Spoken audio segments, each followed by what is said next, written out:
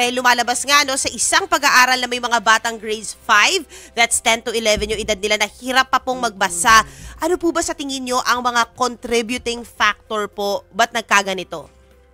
Oo, napakaraming contributing factor to, no? Kasi nasa pag-aaral yan ng World Bank na meron tayong 5.5 years na learning gap. So, hindi lang ito sa pagbabasa, pero lahat sa fundamental skills kasama ang numeracy. Tama kayo, no? Yung nabanggit ninyo kanina na pwedeng malabo ang mata, na mapapansin natin na sa mga eskwelahan, lalo na sa mga public schools, di ba? Wala tayong malinaw na programa sa pag-check lamang ng mga paningin, no? ng eyesight ng mga bata. Pagkatapos doon, importante nga talaga na dapat nag-enjoy ang mga bata. Pero kung titignan natin, marami kasi tayong mga underfunded schools, di ba? Yung low income and underserved areas na kulang ang textbook, overcrowded ang classroom, di ba? So, napakahirap matutukan ang mga bata kapag ganito. Sa larangan ng edukasyon, kasi yun yung larangan namin, no, talagang tinututukan din ang teacher quality. Kailangang matutunan ng mga teachers, no, kung paano talaga ang magandang pagtuturo, tulad nga ng sinabi ninyo, di ba, na sa school ninyo, sa school ng anak ninyo, nag-e-enjoy ang mga bata. Paano gagawin ito, no, sa mga paaralan kung ang mga paaralan ay mainit, masikip, di ba, sobrang dami sa isang klase. Correct. Oo, so may problema na talaga pagdating doon. Oh my gosh. Actually, totoo nga yun, talaga yung setting kung saan din talaga sila natututo. Yeah. Kailangan may take into consideration. Hindi yung tipong, wala, magsiksikan kayo dyan, di ba? And then, figure it out. Yeah. Hindi di ba? Baka nabubuli, di ba nga? Correct. Baka nabubuli pa, kaya, ayan, sinasadyang di matuto para hindi na lang mabuli sa school. Actually, tsaka ma'am, prof, ano po ulit yung meron po ba kayo, naalala nyo ba yung statistics? Kasi nakwento sa atin, nung nagpunta tayo dun sa Gabay Guro na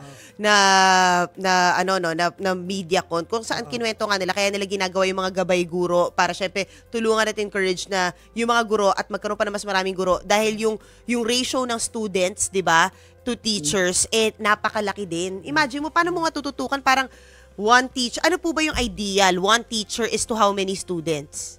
Actually, sa pag-aaral, no, pero ito ay sa ibang bansa kasi, no, ay dapat mga 15 to 20, lalo na kung mga early grades.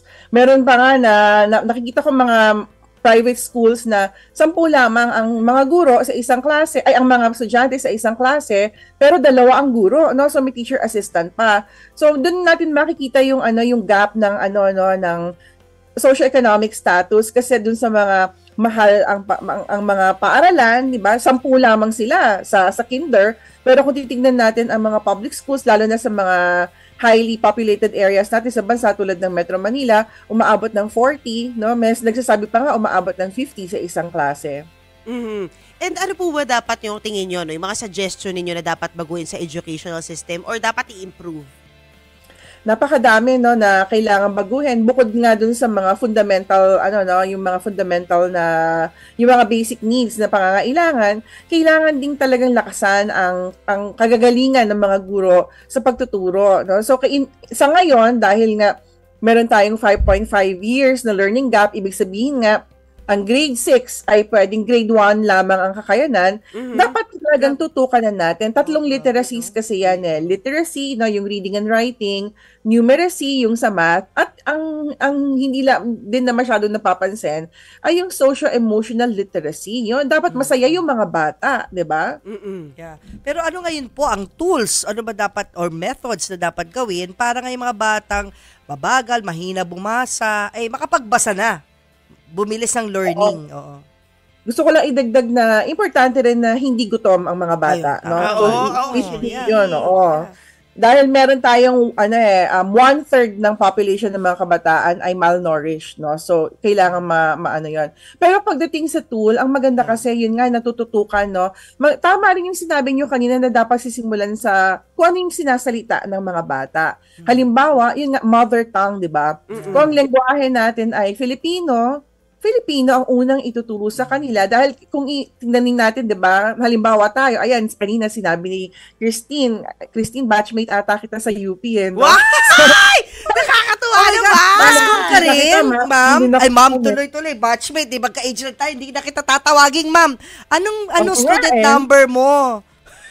8-9 ako, 8-9. Mas bata ka sa akin ng 1 year. Oo. pero Although nag-overstay ako kasi working student ako nung di ako agad nakatapos. Anyway, ibang kwento yon.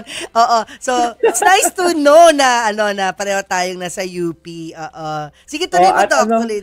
Doc. Siyempre, mas fresh ka lang talaga kaysa sa akin, no? But Fresh ka anyway, rin naman, Oo, no? grabe. Ayan, fresh na Oo, fresh ang nyo. aura, Oo. aurahing. Oo. Going back, ang sarap kausap. Oo. so going back, yun nga, no, halimbawa nga, sabi ni Christina, tumataka siya sa Spanish. Bakit kaya, di ba? Kasi naiintindihan man natin ng Spanish. Nakakabasa tayo ng Spanish, di ba?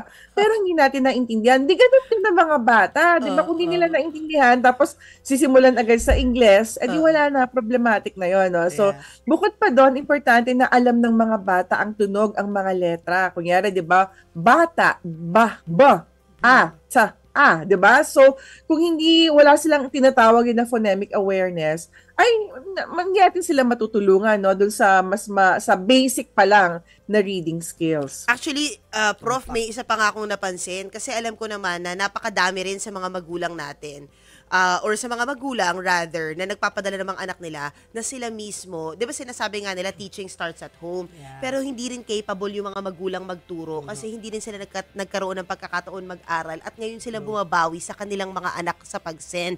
So alam ko napakadami na pong ginagawa ng mga LGU natin. Pero maganda rin na magkaroon yung mga LGU na mga center na sinisimulan nila from the beginning, from the kids. Yeah. Kasi yun ang kulang di ba? Actually, pagka pumunta ka sa ibang mga lugar, syempre, mas well-to-do yung mga lugar na yon, mas first world country sila. Yung mga center nila, meron talagang matik yung may playground na hindi kinakalawang. Tsaka yung mga activity area pang mga bata, tsaka yung mga science area pang mga bata.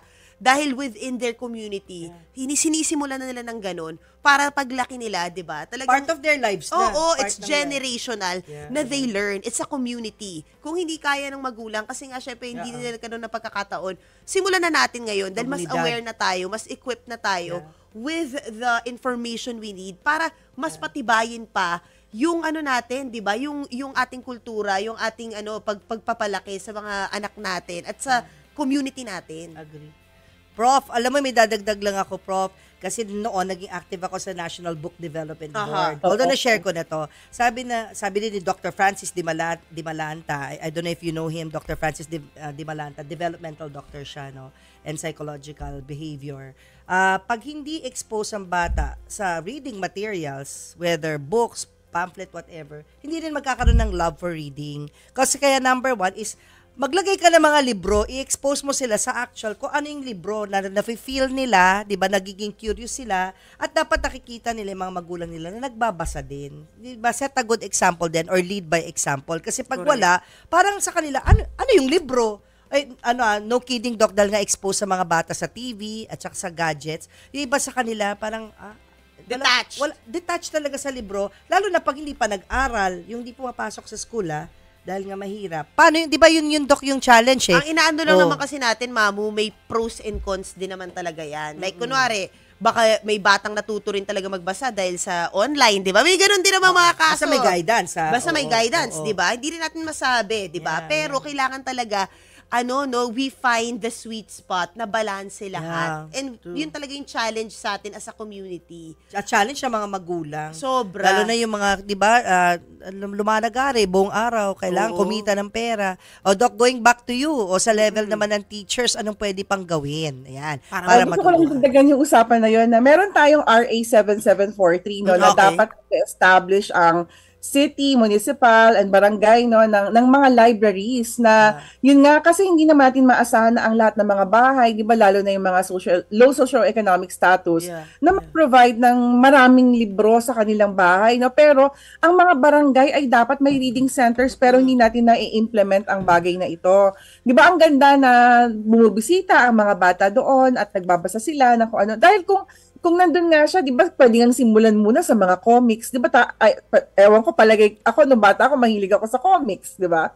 So, pwedeng magsimula doon sa mga, yun nga, print-rich na environment para magkaroon tayo ng culture of reading. Hindi yung nakakalungkot nga, di ba? Ito, grade 5 ang pinag-uusapan natin. Kahit may high school, mga high school students, meron pa rin, nahihirapan, yan sunod-sunod na yan, magkakadugtong na yan na nahihirapan magbasa, hindi naintindihan na binabasa, at kahit pagdating sa college, maraming hindi ayaw magbasa ng mga estudyante dahil hindi nga natin na inculcate sa kanila yung love for reading. Totoo yun. Ayan. But of course, before we let you go, Prof, ano pa yung gusto mong sabihin para syempre siguro may gusto pa kayong i-add doon sa pagtulong natin para matugunan yung problema sa ating mga 10 to 11-year-old, yung 5-year educational gap. Yeah. Oo. So yun nga tama yung sinabi ninyo na sana masimulan nito sa love for reading, no. Gawin nating available ulit, no, ang mga reading materials sa ang pwedeng kahit dun sa mga sari-sari store man lang ay maibalik. Hindi ko alam kung naalala ninyo ang ganitong bagay, no. Pero nung bata ako, naalala ko sa mga sari-sari store ay may mga comics, no. Yeah! Correct. Funny comics. Alam mo yung pati yung sa bubble gum, naabutan ko yun. Pag binuksan mo yung bubble gum, mababasa ka. may comics. Yeah. Alam mo, kaya rin ako nagbabubble gum para basahin yung comics. Alam ko yun. Letter diba? B, So, starts with the letter B. Oo, print-rich environment kasi yun, no? Hindi lamang sa bahay, pero sa mga establishment, halimbawa, kumakain ka sa restaurant, no? Nandyan siya, at yung mga, kunyari, mga comics ng mga bata tayo ay, hindi ko alam kung magkaedad kami ni IC, di ba? Pero yung available siya na napakamurang halaga, i-rent mo lamang yung mga comics na yon para nga ma-develop man lamang yung kagustuhan sa pagbasa. Napaka-importante ang pagpa-practice ng pagbabasa, hindi lamang sa bahay, pero pati na rin sa paaralan. Yeah. Sa ibang bansa, di ba, pati yung mga aso nila, binabasahan nila para nga matutunan nila, maging confident sila sa pagbabasa. Ayan. Maraming salamat Thank po, you. Professor Liza Marie Olegario, isang educational psychology expert, associate professor mula po sa UP College of Education. Blessed to have you as our guest today. Oo, grabe. Yeah, mabuhay ka.